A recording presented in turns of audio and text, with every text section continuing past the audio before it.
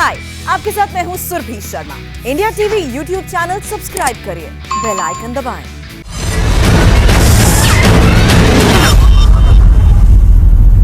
तो एक तरफ कोरोना वायरस की वजह से लोगों की जान जा रही है, वहीं कुछ लोगों को संक्रमण से रिकवरी के बाद म्यूकरमाइकोसिस नाम की बीमारी हो रही है।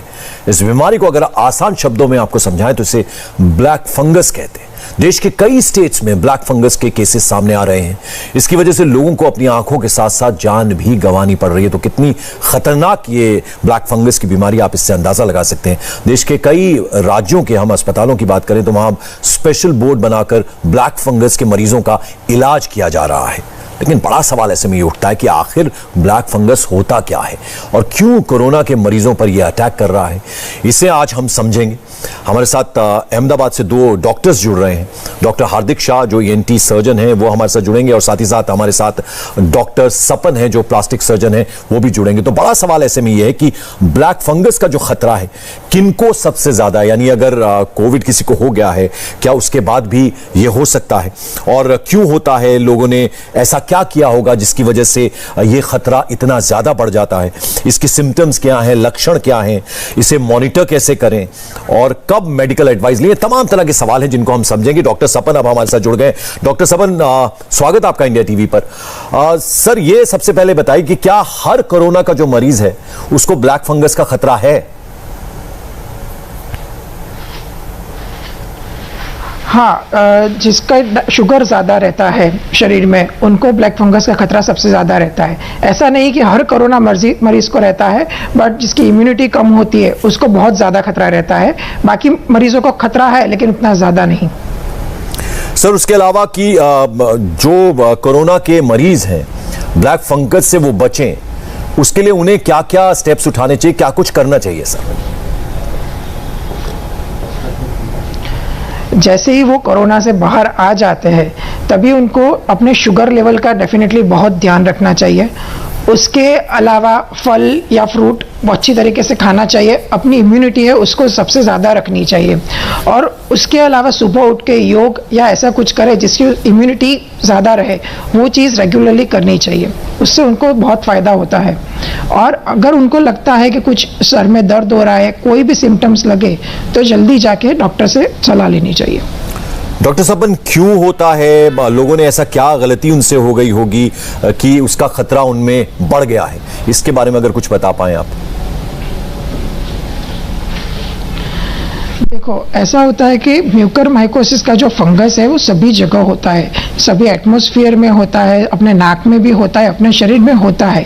बट कोरोना की वजह से अपने शरीर की इम्यूनिटी बहुत कम हो जाती है और अपने नाक के आसपास एक कवच रहता है वो भी टूट जाता है। तो म्यूकरमाइकोसिस को इजीली शरीर में चला जाता है और उसका शरीर में कोरोना की वजह से आयरन की बहुत ज़्यादा हो जाता है और आयरन ज़्यादा हो जाता है, उसकी वजह से कोरोना का बढ़ावा बहुत जल्दी, कोरोना को अनुकूल एटमॉस्फेयर मिल जाता है तो उसमें वो बढ़ता ही रहता है और कोरोना का खतरा बढ़ जाता है। अच्छा, 3 सवाल हैं छोटे छोटे डॉक्टर सपन, ये मैं आपसे जानना चाहूंगा। इसके लक्षण क्या हैं, सिम्टम्स क्या हैं, इसको मॉनिटर कोई कैसे करे और मेडिकल एडवाइस कब लेनी चाहिए? उसके सिम्टम्स में बेसिकली अगर मुंह पे सूजन आ जाती है, गाल पे सूजन आ जाती है, आंखों पे सूजन आ जाती है और सबसे पहला सर में दर्द होता है, तो साइनस में इन्वॉल्वमेंट होता है तो सर में दर्द होता है, तो सबसे बड़ा वो सिम्टम्स है। और ऐसा जब भी कुछ हो जाए तो अपने कोविड के दर्दी के बाद ये सब इसमें से कुछ भी सिम्टम्स आपको दिखे तो जल्दी से अपने डॉक्टर के पास जाए और लगे तो CT स्कैन और MRI करवाना चाहिए, वो ज़रूरत है और सबसे पहले करवाना चाहिए। अच्छा, अगर इम्यूनिटी का चूंकि आपने जिक्र किया है डॉक्टर सपन, तो इम्यूनिटी कम है तो फिर फंगल इन्फेक्शन से कैसे बचाव करे कोई? अगर इम्यूनिटी कम है तो हमें उससे ज़्यादा शुगर का सबसे पहले ध्यान रखना चाहिए। खाने में शुगर वाली चीज़ें कम खाना चाहिए।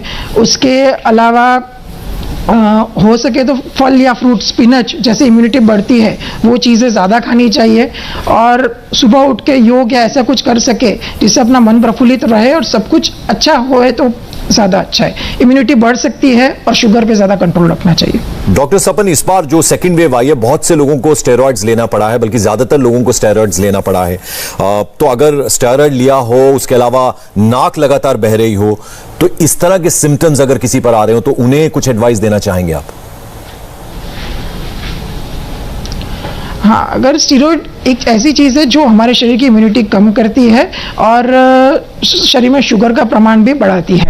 अगर पेशेंट को स्टीरॉयड देना ज़रूरी रहता है हमारे कोरोना में, तो जिससे लंग्स की स्थिति अच्छी हो जाए, स्टीरॉयड देना ज़रूरी है। बट जिसने स्टीरॉयड लिया है और शुगर भी है, तो उसको रेगुलर शुगर चेकअप करना चाहिए। और इसमें से कोई भी सिम्टम्स आए तो अपने कान नाक गले के डॉक्टर को सबसे पहले बताए, और ज़रूरत लगे तो सीटी स्कैन या MRI निकल करवा दे। अच्छा, चूंकि हम ब्लैक फंगस का आज डॉक्टर सपन जिक्र कर रहे हैं, तो क्या कोरोना से पहले भी हो सकता है ब्लैक फंगस, या जिसको कोरोना हुआ हो उसके बाद ही होता है? ये जरा अगर आप बता पाए तो। मैंने आपको बताया जैसे कि ये जिसमें इम्यूनिटी कम है उसमें होता है, वो पूरे एटमॉस्फेयर में कहीं भी होता है, बट हमारी इम्यूनिटी इतनी ज़्यादा है, इतना अच्छा है कि हम इजीली उससे लड़ सकते हैं और कोई दिक्कत नहीं होती। हमें पहले भी ब्लैक फंगस के केसेस हमने देखे थे, बट पूरे साल में 5 या 10 केसेस आते हैं। बट अभी मैंने आखिरी 25 दिन में तकरीबन 60 से 70 केस देखे, अकेले मैंने 60 से 70 केस देखे। और आई का देखे तो आई को निकालने वाली चीज़ होती है, मैंने तकरीबन 30 से 40 आंख अगले 25 दिन में निकाली है, ऐसा है। और रिकवर हो गए हैं कोरोना से, आपकी नेगेटिव रिपोर्ट आ गई है, उसके बाद भी कुछ केसेस क्या इस तरह के आ रहे हैं कि उन्हें ब्लैक फंगस हो गया हो? यस, अगर इसका टाइम पीरियड देखें तो कोरोना के RT-PCR पॉजिटिव आने के तुरंत 7 दिन बाद भी मैंने पहला केस दिखा है, और कोरोना का RT-PCR नेगेटिव आने के 2 महीने बाद भी ये केसेस देखे हैं। तो तकरीबन 2-3 महीने तक कोरोना खत्म होने के बाद भी इसका खतरा रहता है। तो जो आपके पास केसेस आए थे उसमें क्या सिमिलैरिटी थी ब्लैक फंगस के परिप्रेक्ष्य में, अगर मैं बात करूं आपसे? उसमें सभी में सिमिलरिटी एक चीज़ थी कि सभी ने स्टीरॉयड्स लिए थे, और सभी का शुगर एक ऐसी चीज़ थी, सभी का हाई था। और मैंने बहुत कम केसेस, यानी 70 केस देखे, उसमें से एक ही केस ऐसा देखा है जिसमें कुछ स्टीरॉयड भी नहीं लिया था, लेकिन कोविड की हिस्ट्री थी।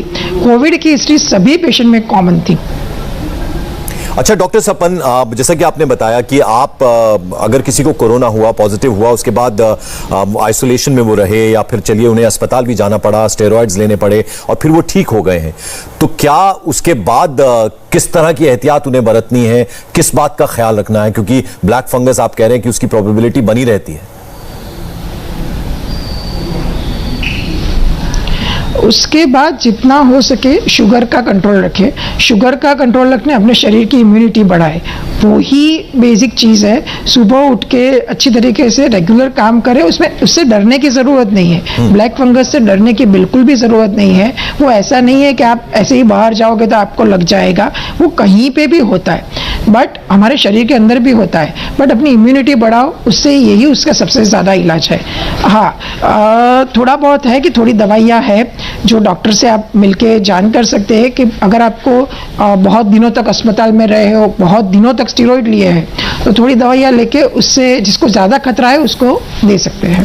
पिछली वेव से अगर मैं बात करूं डॉक्टर सपन, तो कितना फर्क है? क्योंकि पहले क्या होता था कि आपको कोरोना हुआ, पॉजिटिव आप हुए, उसके बाद नेगेटिव हो गए तो आप इत्मीनान से हो गए कि अब आप ठीक हो गए, लेकिन इस बार आपकी नेगेटिव रिपोर्ट आई, बावजूद उसके लोग डी डायमर टेस्ट करा रहे हैं, CT स्कैन करा रहे हैं, यानी अब ब्लैक फंगस का भी खतरा है। तो ऐसे में अगर आप नेगेटिव आपकी रिपोर्ट आ गई है तो फिर आपको नेक्स्ट स्टेप क्या लेना चाहिए ताकि आप फिर इत्मीनान कर सकें कि अब आपको कुछ नहीं होगा? देखो, उसमें भी अलग अलग है। कोई घर पे होम आइसोलेशन में रहा है, उसको इतना ज़्यादा चिंता करने की ज़रूरत नहीं है। किसी ने स्टीरॉयड नहीं लिया है, उसको ज़्यादा चिंता करने की ज़रूरत नहीं है। पर जिसने ज़्यादा स्टीरॉयड लिया है, ज़्यादा अस्पताल में रहे हैं, उसको अगर कोई भी सिम्टम्स लगे तो जल्दी से जल्दी जाके अपना CT स्कैन या MRI करवा के ही, और अपने डॉक्टर की सलाह लेके CT स्कैन MRI करवा के ही करवाना चाहिए, वही जल्दी है। अच्छा सर, मैं आपसे अगर परसेंटेज की बात करूं, मान लीजिए 100 केसेस हैं जो पॉजिटिव थे और फिर नेगेटिव हो गए, इनमें से कितने लोगों को ब्लैक फंगस हुआ है आपके पास? जैसा कि बताया आपने कि 70 के करीब केसेस आपने खुद देखे।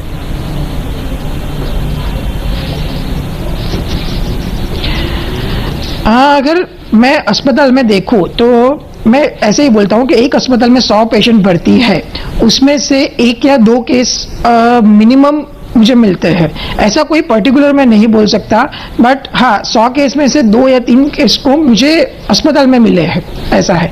मैं अहमदाबाद में एक केडी हॉस्पिटल की बात करूँ, ये जहाँ पे है, तो उसमें मैंने तकरीबन 100 केस में से 2 या 3 केस में देखा है।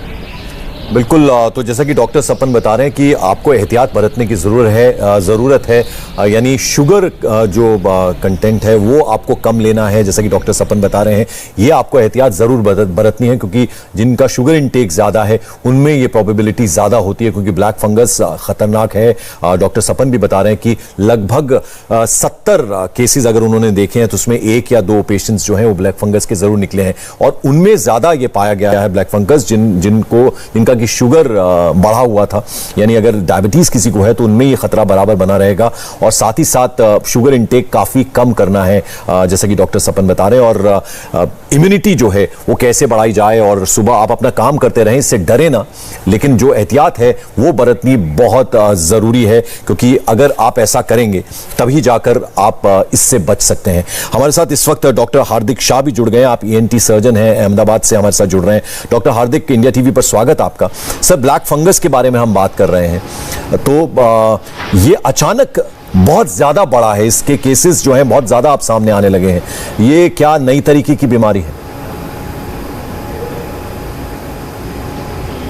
ये बीमारी तो नई नहीं है, ये पुरानी ही बीमारी है। जो पेशेंट की इम्यूनिटी कम रहती है वो पेशेंट्स में हम पहले भी ये केसेस देखते थे, पर साल में 1 या 2 केसेस से ज़्यादा नहीं होते थे, जिसमें ऑर्गन ट्रांसप्लांट किया हो या लंबे टाइम तक ऐसी दवाई चल रही हो जिससे इम्यूनिटी कम होती है। वैसे पेशेंट्स में ये बीमारी दिखाई जाती थी, पर अभी कोरोना की वजह से और अनकंट्रोल्ड शुगर की वजह से, साथ में ऑक्सीजन वगैरह देने की वजह से पेशेंट की इम्यूनिटी काफ़ी कम रहती है। वैसे भी कोरोना में इम्यूनिटी कम हो जाती है, और साथ में अनकंट्रोल्ड शुगर की वजह से ये काफ़ी बीमारी बढ़ गई है। डॉक्टर हार्दिक, ये भी जानना चाहेंगे, यानी अगर कोई पॉजिटिव है तो क्या साथ साथ उनकी मेडिकेशन इस तरीके से भी शुरू होती है कि उन्हें ब्लैक फंगस ना हो, या फिर इंतजार होता है कि वो पहले नेगेटिव हो और फिर उन्हें कुछ एहतियात बरतने की और कुछ मेडिकेशन की जरूरत पड़ सकती है अगर कोई शुगर पेशेंट हो उन पर ज्यादा? आइडियली सभी कोविड पेशेंट में हम ऐसी दवाई शुरू नहीं करते हैं। जो हाई रिस्क पेशेंट है, जिसमें पहले से हाई ब्लड शुगर की लेवल हो और एडमिशन हो, अस्पताल में हो, स्टेरॉइड ज़्यादा चल रहे हो और कोई भी दवाई चल रही हो जिसकी वजह से उसकी इम्यूनिटी काफ़ी कम हो, हाई रिस्क पेशेंट हो, उसमें अपने को दवाई शुरू करनी बहुत ज़रूरी है। अगर ये एक बार पॉजिटिव यानी कि पॉजिटिव पेशेंट में, कोविड पेशेंट में पाया जाए तो हमको उसकी ट्रीटमेंट वैसे ही शुरू करनी पड़ती है। जब तक वो नेगेटिव हो उसके उतनी देर तक राह नहीं देखनी चाहिए। जैसे ही वो पॉजिटिव MRI में या कोई रिपोर्ट के साथ पॉजिटिव आता है तो हम उसकी ट्रीटमेंट शुरू कर देते हैं। तो क्या कोई किसी तरह के सिम्टम्स, कोई लक्षण भी आप देखते हैं, श्योरिटी हो जाती है कि हाँ ब्लैक फंगस हो सकता है? हाँ, मोस्टली पेशेंट्स में सीवियर हेडेक या फेशियल स्वेलिंग यानी एक साइड का फेस सूजा हुआ रहता है, नाक में से क्रस्टिंग वगैरह ब्लैकिश डिस्चार्ज निकलता है, ब्लीडिंग भी हो सकता है, आँख के सराउंडिंग पेन वगैरह, रेडनेस इन द आईज हो सकती है। वैसे सिम्टम्स में पेशेंट्स को इमीडिएटली हम इमेजिंग स्टडी और नेजल एंडोस्कोपी, नाक के दूरबीन की जांच करते हैं और इसके डायग्नोसिस करते हैं। डॉक्टर सपन, जो फर्स्ट वेव थी कोरोना की उसमें इस तरह का मामले हमने सामने नहीं देखे थे। इस बार क्या कारण है कि इस बार ये केसेस आ रहे हैं ब्लैक फंगस के बहुत ज्यादा? नहीं, ऐसा नहीं कि पहले वेव में बिल्कुल नहीं देखा था। पहले वेव में भी थे लेकिन इतने ज्यादा नहीं थे, क्योंकि फर्स्ट वेव में इतना ज्यादा स्टेरॉइड्स यूज नहीं हुआ था। इस बार में हम लोगों ने स्टेरॉइड्स यूज किया है पेशेंट की जान बचाने के लिए, और उसके साथ ये फंगस का खतरा भी बढ़ा है।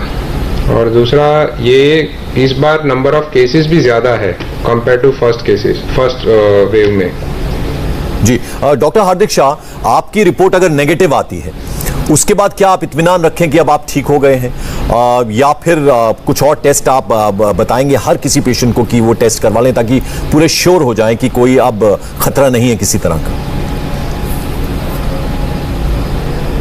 अगर एमआरआई करवा लेते हैं और नाक में एंडोस्कोपी करके जांच कर लेते हैं हम, और दोनों में नेगेटिव पाया जाता है, बायोप्सी में और साथ साथ में एमआरआई में भी कोई सूजन वगैरह या फंगस के कोई साइन सिम्टम्स नहीं है, तो हम पेशेंट को अश्योरेंस दे सकते हैं कि उसमें अभी फंगस के प्राइमरी जांच में कुछ भी पाया नहीं गया है, तो वो सेफ है। डॉक्टर हार्दिक, ये सबको आप एडवाइस कर रहे हैं या फिर जिनका शुगर बढ़ा हुआ है, जो डायबिटीज के मरीज हैं, उनको आप ये कहना चाह रहे हैं?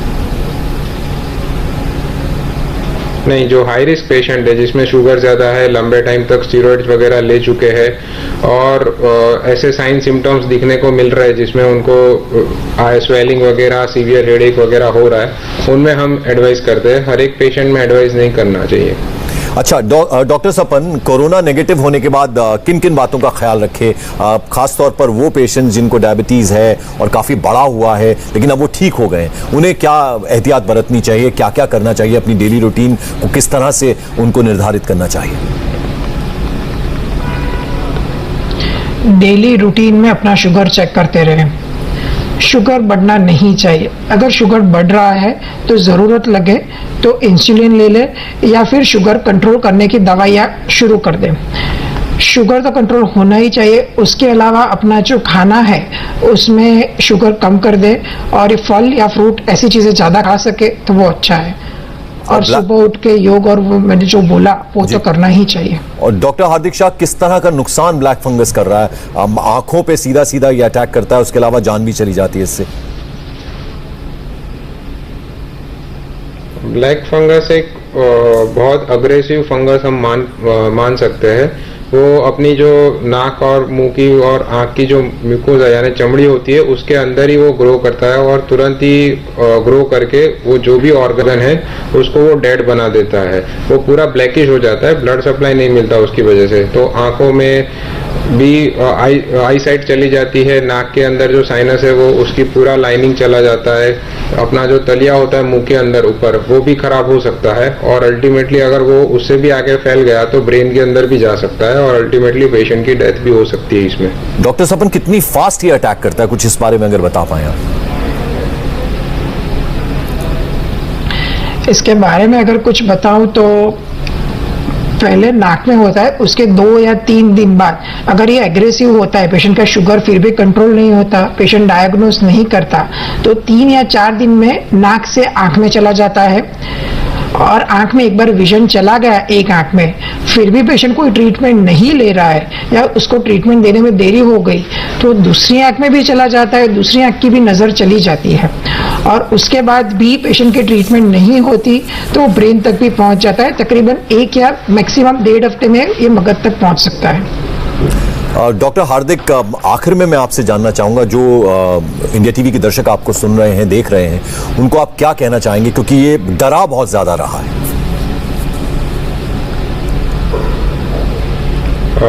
सबसे पहले तो अननेसेसरी स्टेरॉइड यूज मत कीजिए। अननेसेसरी अपने फिजिशियन डॉक्टर पे कोई भी प्रेशर मत डालिए कि भाई मुझे जल्दी से जल्द अच्छा कर दो या मुझे ये जल्द से जल्द हल्की हल्की बीमारियों के लिए दवाइयाँ ज़्यादा यूज़ मत कीजिए। अगर आपको शुगर नहीं भी है फिर भी आप कोविड के टाइम में अपना शुगर रेगुलर चेकअप करवाते रहिए।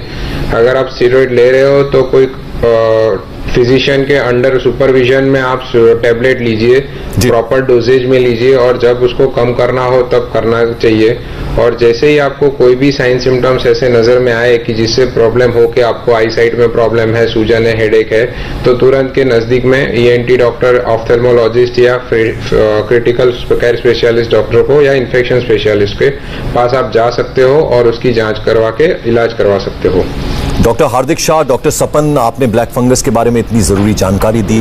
हम उम्मीद करते हैं कि दर्शकों ने, हमारे जो इंडिया टीवी के दर्शक हैं, उन्होंने आपको बहुत ध्यान से सुना होगा। हमारे लिए आपने वक्त निकाला, आप दोनों का बहुत बहुत शुक्रिया। हाय, आई एम सुरभि शर्मा। खबरों से अपडेट रहने के लिए India TV YouTube channel subscribe करिए, साथ में बेल आइकन जरूर दबाएं। जुड़े रहें इंडिया टीवी के साथ।